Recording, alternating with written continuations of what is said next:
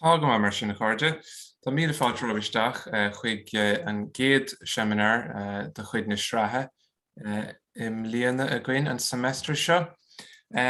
So mar sin agus is mór an sásamh domsa gur bhí Natasha atá roin. Is olaf cólach í Natasha Sumner sa rain cheilteach in Ollscoil Harvard. Buineann a príomhtheide le fíníocht i méalairis agus litríocht agus fé láthair, tá sí críochnú leabhar Albert agus cheannachar na fíníochta ón Maníis go dtí an láinmh. Tá aistí fáilte cé freisin litríocht in Gaeilge na Halaban san 18 agus in Nirig rinne sí có-agurtháireacht le Héan Dáil imlear aistí dar teidil North American Gaels, Speech, Story and Song in the Diaspora. Leabhar a Gaeilge McGill Queen's University Press i Canada agus bhí sé de fribléide gom héana bheith lár ag an symposium a Deireadh Natasha agus éan sin agus trád am héal a bhíon sin tá mo bhuachas libh. Sí Natasha an stúrthóir chomá thionscadal bhéalaidas na féine, thionscadal atá crothú bonachar sonraí líne de bhéalaidas na féine. Agus is san chorleoirí chomá an thionscadal Bostún agus an Gaeilge. Thionscadal atá bailiú starcheannachais chainteoirí Gaeilge i gceantar Bostún. Agus is an ábhar sin a bheith Natasha a caintinmh agus is chuige sin a hasí fearan. So mar sin mar a dúirt mé gur míle maith Natasha tá fáilte mhór ghríráitisteach. Thanks so much for joining us. Please remember everyone that it's 8 a.m. for Natasha or just after. She's in her office already. So thanks a million, Natasha. I'll leave it to you now. Well, gur a míle maithe a fara agus curach ar fugum leabhar slibh inniu agus tá bron orm nach bhfuil mé ag tuairt an papéir seo as Gaeilge. I'm conscious of the irony of speaking about Irish speakers in America while I am presently in America in the English language. Time was a little bit too short this time to properly translate the talk. Ach denna mé an chéad cheann eile nGaeilge. So inis Scéal na Gaeilge agus Scéalta na nGael is Sasana nua, Irish stories and the story of Irish in New England. And I'm sharing the screen. I think you can see this, yes? And actually I can't see you anymore, so I hope you can see this. Yeah, that's fine, Natasha, yeah. Okay, great. Okay, so one can neither approach the topic of the Irish language in New England nor Irish stories in New England without immediately encountering the work of Ken Nielsen. I'm indebted to Ken for my initial foundation in the Irish language and its history, literature, and folklore in my undergraduate degree at St. Francis Xavier University, where he was Celtic Department Chair. It was on account of Ken's dedication to the study of the Irish and Scottish Gaelic communities in North America that Aidan Doyle and I decided to edit this memorial volume in his honor, North American Gaels, which Parg so kindly mentioned already, in 2020. So you can learn more about a number of topics I'm going to address today in this book, and I'll also try to highlight other scholarly resources for you as we go along. I'm going to give a broad overview of the history of Irish speakers in North America broadly and New England in particular. I'll then have a few things to say about the stories of Irish speakers, that is about folklore and folklore collecting in New England, when Ken's name will come up again, as will an ongoing project that I'm involved with, the New England Irish Language Oral History Project, led by Brian Frickenberg. And this should take about 30 minutes or perhaps a little bit under. Here's a table of contents for North American Gaels, just in case anyone watching the recording wants to pause and have a look, but I'm going to move on now. Okay, so when did Irish speakers come to North America? Irish speakers have been in North America since the initial years of colonization. They were almost certainly present in English and Spanish colonies in the 16th and 17th centuries. We know of one Irish speaker in particular, a man by the name of Francis Maguire, who joined an English expedition to Virginia from 1608 to 1610. He then returned to Europe, made his way to Spain, and told the story of his journey in Irish to an Irish bishop living in Spain. And that bishop wrote the account in Spanish and sent it on to the Spanish authorities, which perhaps raises the question, was Francis Maguire a spy for the Spanish? Who knows, but this 5-page document describing the colony of Virginia, while not in Irish, is early evidence of Irish Gael's presence in North America. In fact, most of the earliest arrivals left no written record of their language, and we have to rely on other methods of historical documentation to locate them. We know that Irish speakers arrived as both colonial settlers and indentured servants. And the most famous account of the latter, the story of Goodwife or Goody Glover, is more than a little suspect, but it is another example of Irish language use in North America, this time in what is now New England. Glover lived in Massachusetts in the late 17th century, in the time of the witchcraft craze. She was accused and convicted of witchcraft in Boston, and a contemporary account of her trial states that, quote, the court could receive answers from her in none but the Irish, which was her native language. Whether answering in English would have made any difference, we'll never know, but she was hanged for witchcraft in 1688. Now, regarding accounts that portray Glover as an indentured servant who had been in plantations in Barbados prior to arriving in Boston, and accounts that portray her as being targeted for being a Catholic, there is no surviving evidence to support either of those claims, and you can check out Liam Hogan's work if you're interested in the emergence of that story in the 19th century and the uses to which it's been put since. And Gregory Darwin, who I think is also in the room, has also done some unpublished work on Goody Glover and this story. So what other evidence do we have? There are references to Irish language church services in Pennsylvania, New York, Massachusetts, New Brunswick, and Nova Scotia in the 18th and early 19th centuries, although no Irish language sermons survive. We also have letters of request for Irish-speaking priests to serve the mid-18th century fishing settlements on Newfoundland's Avalon Peninsula. And I've circled the Avalon Peninsula in blue down here in the lower map, in case you're not familiar with the area. Many of the Irish-speaking fishermen who went to Newfoundland at this time were from counties Cork, Waterford, Tipperary, and Kilkenny, but some were initially from further afield, as in the case of the most well-known Irish migrant fisherman in 18th century Newfoundland. And this is the poet Donnacha Rua mac Conmara. We can't be certain exactly where Donnacha Rua was from, although later sources say he was born in County Clare. Dr. Pádraig Ó Liathán has done considerable work to elucidate Donnacha Rua's life and his compositions in his chapter in the North American Gaels volume and elsewhere. It's thanks to him that we know for sure that Donnacha Rua lived in Newfoundland sometime between 1745 and 1755, and that he composed poetry while he was there. 3 of his extant poems are set in Newfoundland: Fáilte í Chealaigh go Talamh-an-Éisc, Bonfrec Éireann, and As I Was Walking One Evening Fair. These are important not only because they're good works of literature, but also because they're among our earliest North American sources in the Irish language, rather than simply referencing the use of the language. Turning back to America, although it's hard to say how widespread Irish was in the late 18th century, there are references to Irish-speaking soldiers on both sides of the American War of Independence. In the early to mid-19th century, numerous Irish speakers sought economic advancement in America, especially during the financial downturn in Ireland following the Napoleonic Wars. These migrants took up positions as mill workers in Maine and laborers in the construction of the American Capitol buildings and the Erie Canal, and they also added their numbers to Irish populations elsewhere.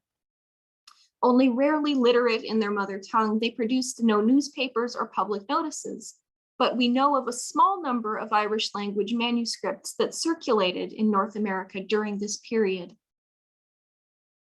The only Irish language poet in the United States that we have any record of prior to the 1840s is Pádraig Fíorch Cún Dún, who had been a well-known poet in South County Cork prior to emigrating to Utica, New York with his family in 1826. We know about him because he actually sent letters home in Irish, which is quite unusual. His letters have been described as the most important early collection of writing in Irish from the United States, and they're discussed in North American Gaels by Tony O'Flynn.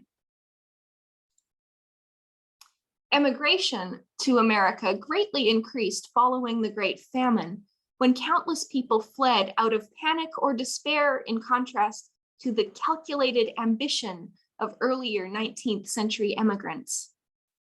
The number of Irish speakers arriving was so great that as many as 400,000 Gaeilge may have called the United States home by the 1890s, and estimates are very difficult, but that's one that's been put out there.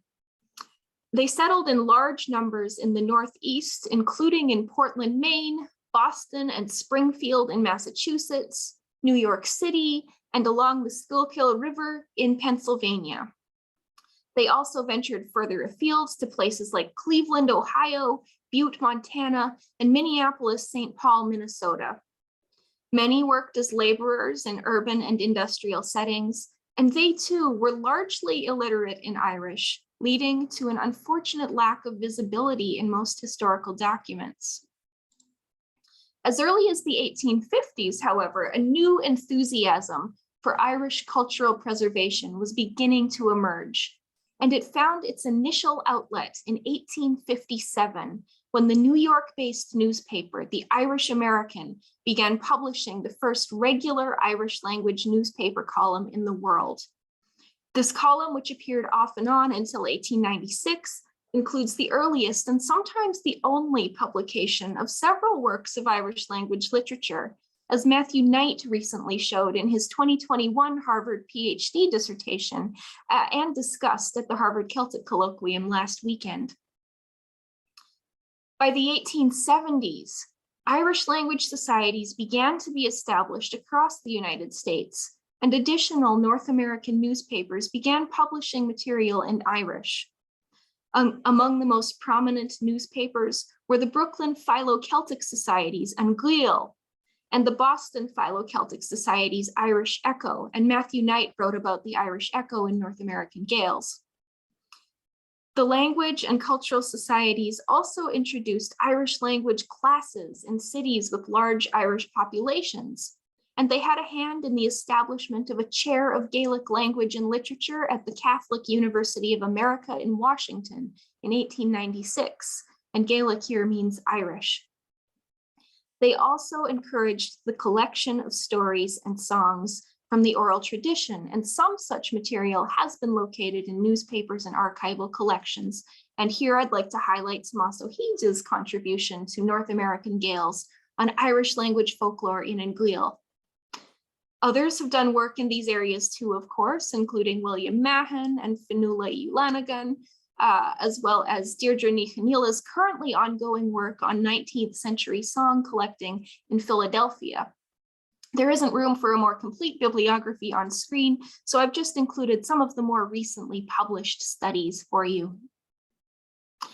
The late 19th century Irish language movement was the height of North American engagement with the language. The center of the movement soon shifted back to Ireland when language societies and publishing were able to be established there. And indeed, the ideological focus was always rooted in the revival of the Irish language and culture in Ireland itself. In North America, although many may have gained literacy and indeed fluency through the efforts of the societies, intergenerational transmission of the language appears not to have been terribly common. This is comprehensible since English has long been seen as the language of advancement in North America. With slowing Irish immigration in the 20th century, the number of speakers thus declined considerably from the 19th century peak. Moving on now to Irish speakers in New England. And for those who don't know, New England is generally seen as the 6 northeastern states: Massachusetts, Connecticut, Rhode Island, Maine, New Hampshire, and Vermont. Even though immigration may have slowed, people from Irish-speaking regions have continued to arrive in the United States to the present day, and New England has been a principal destination. Immigrants tend to settle among people from their home region and form semi-cohesive communities such that Greater Boston has long attracted people from Connemara, Coshawga, the Aran Islands, and to a lesser extent, West Kerry. Mayo Irish speakers, on the other hand, tended to make their way west to Holyoke, Massachusetts, and down to southern Connecticut. And Irish speakers from the Dingle Peninsula largely gravitated towards Springfield, Massachusetts, and Hartford, Connecticut. Looking north to Portland, Maine, meanwhile, we find a once thriving, if now nearly defunct, community of Irish speakers from West County Galway for the most part. The language's longevity over hundreds of years in New England continues to have more to do with a steady influx of immigrants than with transmission from one generation to the next. And most people still do not pass Irish on to their American-born children. But even so, it has been continually used as a private language among Irish-born speakers, and there has been much vibrancy in the Irish language community here. Although the late 19th century Boston Philo-Celtic Society appears to have folded early in the 20th century, other organizations have since emerged.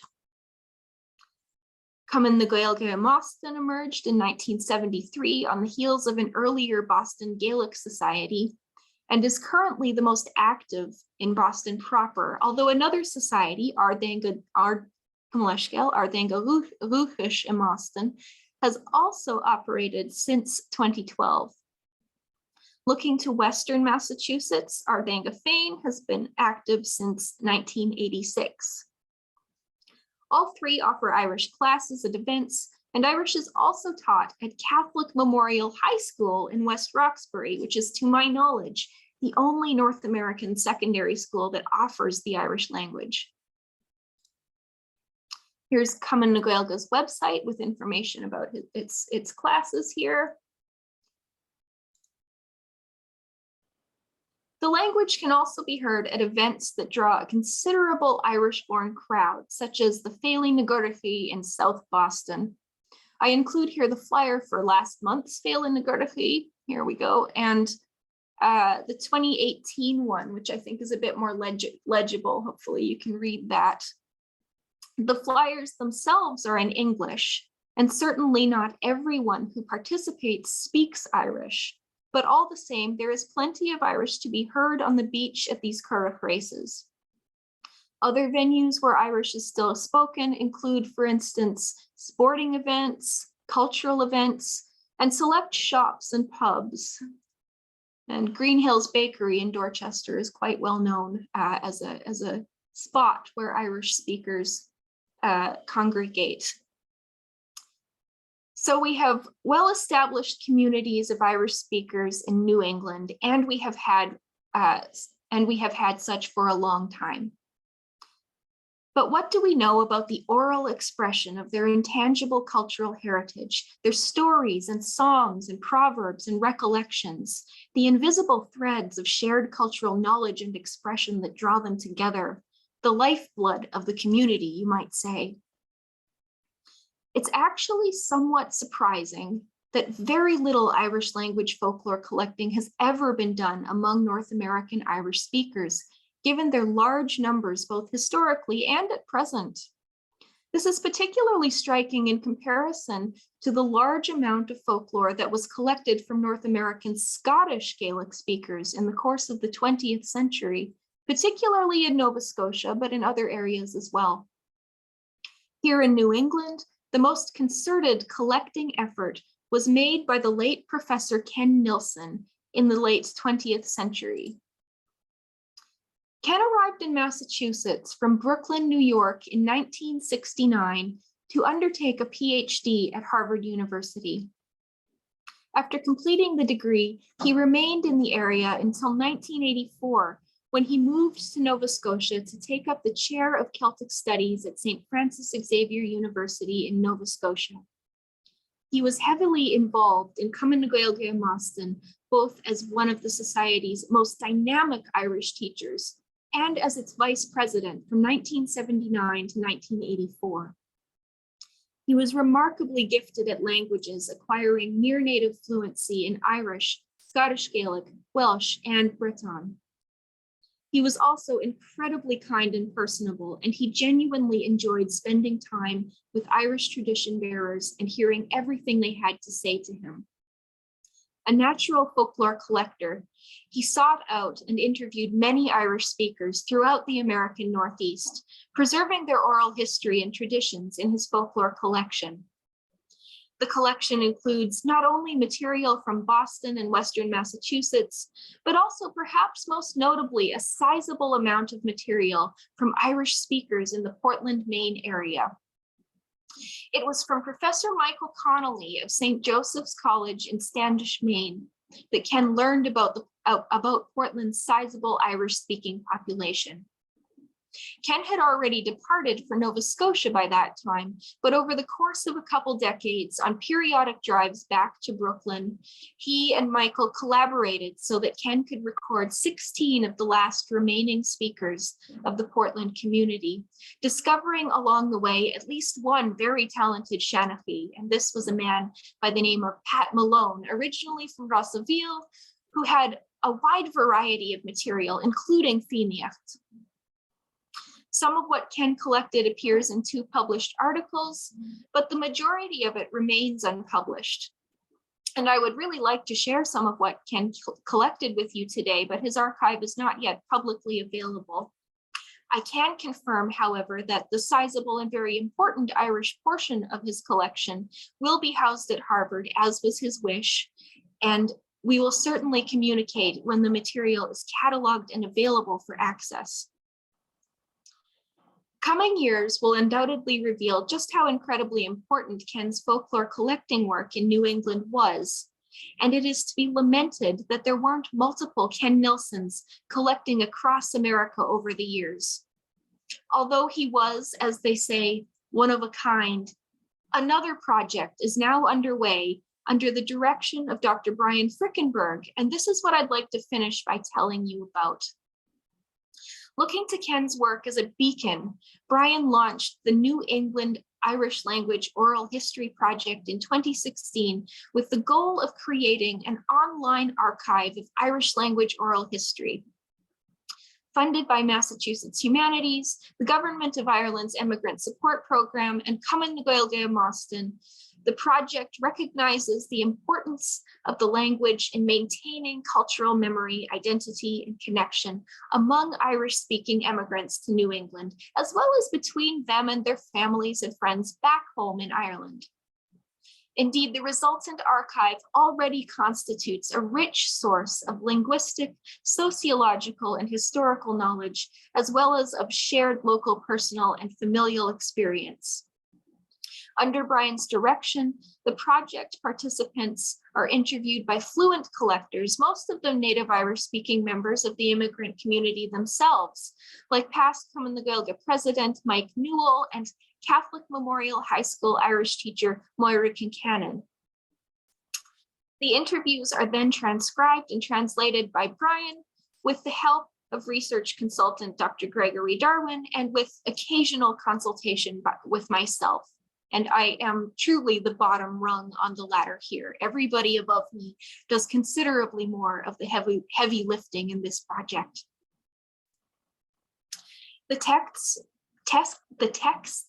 and video then go to the Joseph P. Healy Library at the University of Massachusetts, Boston, where they are processed and uploaded to an online repository. 10 interviews are currently live on the site, with more on the way, all of them a wealth of information from personal and local history to migratory legends and international folk tales. And you can see here the website. I'm going to put the URL in the chat so you can navigate to the collection yourself at your leisure.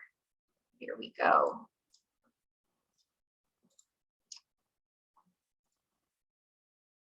I want to close with a clip from one of these interviews that I think really highlights the importance of oral collecting. It's from a 2016 interview with Johnny Joyce, which was the only interview I actually attended. Johnny is originally from Inishbarakan in Connemara.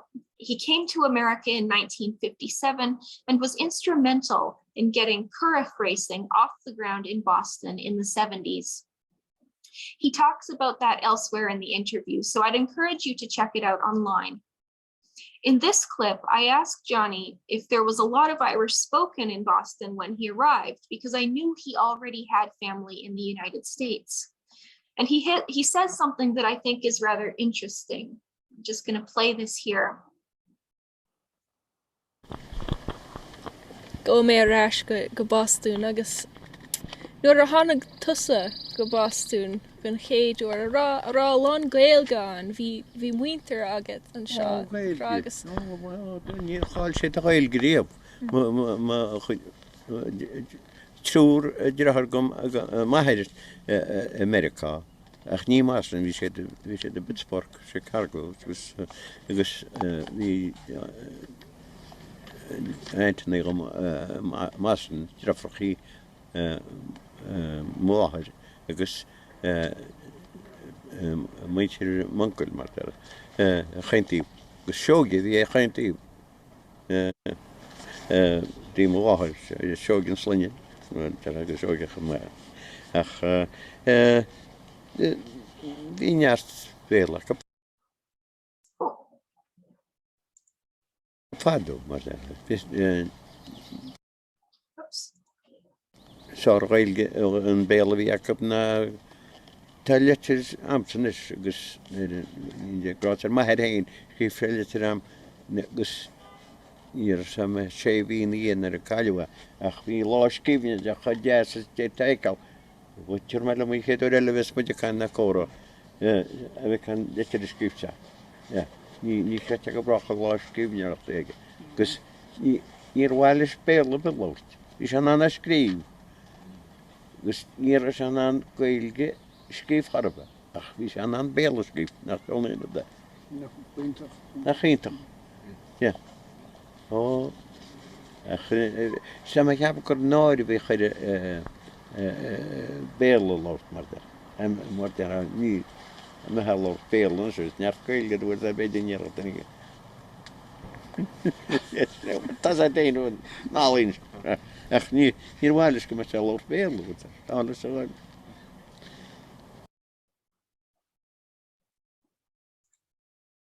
So Johnny evidences a bilingual community on both sides of the ocean.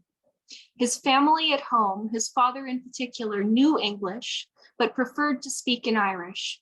But his father's letters to him were all in English. He'd write in English, but he wouldn't speak it. He couldn't write in Irish. While the situation among immigrants today may well be somewhat different given mandatory Irish in schools, this clip brings us full circle by reminding us that illiteracy in Irish was the norm for the overwhelming majority of Irish speakers arriving on American shores for the past 500 years. And apart from our present moment and a very brief period in the late 19th century, literacy in the language was probably not valued terribly highly by most America-bound Gaeilgeordí. As a result, the number of first-hand accounts in Irish of life in North America is shockingly small, given the hundreds of thousands of Irish speakers who have journeyed across the ocean over across the Atlantic over the centuries. It is due both to a lack of written first-hand accounts in Irish and to a severe lack of oral collecting that the rich linguistic heritage of Irish speakers in America has been rendered nearly invisible in the broader historical record. To conclude, there is much work yet to be done. The history of Irish in America broadly and in New England in particular has not yet been fully written. However, you can see by some of the very recent dates of the scholarship I've cited in my slides that momentum is growing There is much more interest in studying the Irish language and Irish stories in North America today than there was in Ken Nielsen's time, when he was practically a lone voice in a broad and under-researched field. And while one can lament opportunities not taken in the past, oral collection is again ongoing, and it may help to fill in the gaps, to give us glimpses of the vibrant Irish-speaking communities that once existed on these shores, and indeed still exist to some extent in 21st century New England. That being said, I want to leave you with a call to action. If you have friends or relatives in New England who would be interested in giving an interview to one of the project's collectors, please encourage them to visit the website and to reach out to Brian Frickenberg directly. The URL for the website is in the chat, but I'll put it in there again. And I'm also putting Brian's email address in there with his permission. Zoom and in-person interviews are both possible. Okay, Shina Will, Guramila Mahaki. Gurmíl Magatain. So I can see you Natasha. again. Yeah. Gurmíl Magatain, Natasha. Thanks very much. We have some time for questions. I might just ask a very quick one, just related to that wonderful news about Kenneth Nielsen and some of his recordings, I presume. Could you just tell me exactly where in Harvard, you know, that are they going to be housed? And do you have any idea roughly when they'll be available, even roughly? Yes, they'll be housed in Widener Library and under the protection of the Celtic department, of course. And I do not know exactly when. This depends, I suppose, largely on the workings, the internal workings of the library and how quickly things can move. And given the very long shutdown, things are not moving very quickly. That's wonderful news. Yeah, that's excellent. And can I just ask how large that collection is, those recordings? I can't tell you exactly. I should have a ballpark, but I actually would have to look that up. Given that we're not yet in possession, it's hard to say exactly, but it's a good size. It's definitely a good, there'll be a lot of stuff in there that'll be worth researching and worth listening to. And that includes material from Irish speakers in New England and Scots Gaelic in all over as well, also.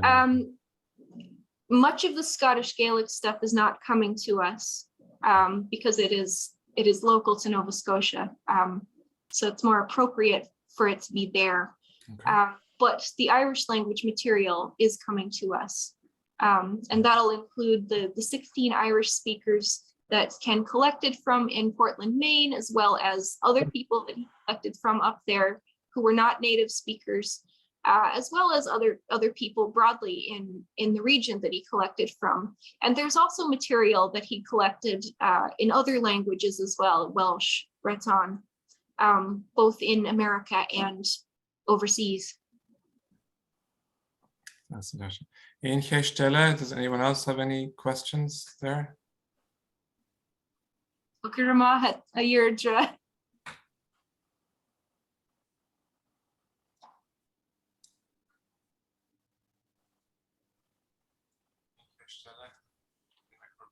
Aidan in ish. Aidan constantu fáiltrótaisteach. Gurma hagat the Fádric, agus gurma hagat Natasha vi sin an spéisiúil fad. Just chun túachar dólas faoi talamhanéis tá leabhar scríofa gom nGael I dalmhanéis, neadar chánig tú sin, agus freisin caralium an Dr. Margaret Bennett as Alabuin. Agus tá anna chuid ebre gente sin the Cadrai Valley, maidir leis Locht Gael, na daine tá. Well, ní siad gafa go inniuh tá siad go léir imthe síle mar slíon na fíorne Gaelic na Halaban ann ar nó daine hanna go stachan sin ó Nova Scotia ar nó san 8 deag. San 9 deag go mar scéal, yeah. Gramaha agus tama Iolach sin. Kinsa. Yeah. Did you ever, I don't know whether anyone has done any work on the Irish in the era of the American Civil War. The records are plentiful, and Fold 3, as you may know, provides a great deal of information on the Irish and a sine qua non for genealogists, and that is available online, and I use it quite a bit. And I tried to find out if there was much use of the Irish language amongst the troops, the 250,000 Irish-born troops that were in the mainly in the north, of course. Didn't find very much. Some reference, of course, to pipers who played music, and I'm guessing that they were Irish speakers too. I think they were from Galway. But have you come across, or has anyone come across any references to the Irish language speakers? Ken Nielsen came across a few references, and I'm not entirely sure how detailed a study he did. I personally haven't looked at that material, so I am to some extent relying on him and his work. But I think that, yeah, that's potentially a field to be explored. Yeah. But are there any other questions? Oh, Sean McChrystal. It's possible that this, you may have mentioned this, but one thing that stood out for me was just the story of Goody Glover. I'm just wondering, where was she from? Like, do we know that? Like, it's possible that that's in, you've discussed that during the talk, but I was just wondering whereabouts she was from and what exactly happened in that case. We don't know. Okay. Yeah, we really don't know. Greg Darwin, who I see on here, could speak to this much more knowledgeably than I can, but no, we don't. Those details are simply not recorded until you get the indentured servant story arising in the 19th century, to my knowledge. And do we know exactly, so she was accused of witchcraft, obviously, at the time, but do you have any other information about what exactly she was up to? I'm not too au fait with the witch trials as such, or the hysteria around them, but do we know exactly why that happened, why she was hanged? I'd say it's unclear. It's probably unclear in a lot of cases, but in her case in particular, it's unclear because I think in her case, rather unusually, we don't have proper court documents. It wasn't entered into the documents. We have the account of Cotton Mather and I think some others, but yeah, we have Caleb Seville, I believe, in Cotton Mather's accounts, but when I was poking around some archives in Boston, apparently the relevant things would have been destroyed in fire. But at least according to Mather, there was a dispute between her daughter, who was working as a washerwoman for this one family. The name's escaping me at the moment, but they ended up accusing her of stealing something, and then as a result of that, Goodwife Glover got really upset and yelled at them, and then the children started exhibiting the sort of classic symptoms of demonic possession, running around, contorting their bodies into strange places, being unable to hear the sound of the Bible being read, things like that. And then she was hanged. Yeah.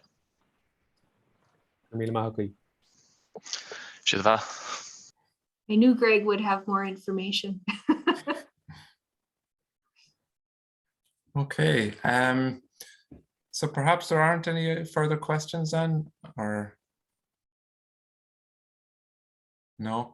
So mar sin fágamid mar sin a cháirde gur míle maith go bheas teachtaisteach agus gandá taréine eile a bhuachas de Natasha as bheith cholín cholua maidin haar bóchna isteach chuin agus an bhainmhachtá lá fada ebre rimpi go fóil ní sé fiúachtas méke ach gur míle maith Natasha agus gur magah ga chéine as chat. Fanna mé ar an líne leatsa Natasha beidir go dtí an Deireadh.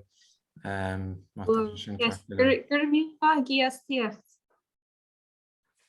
Míle maith agat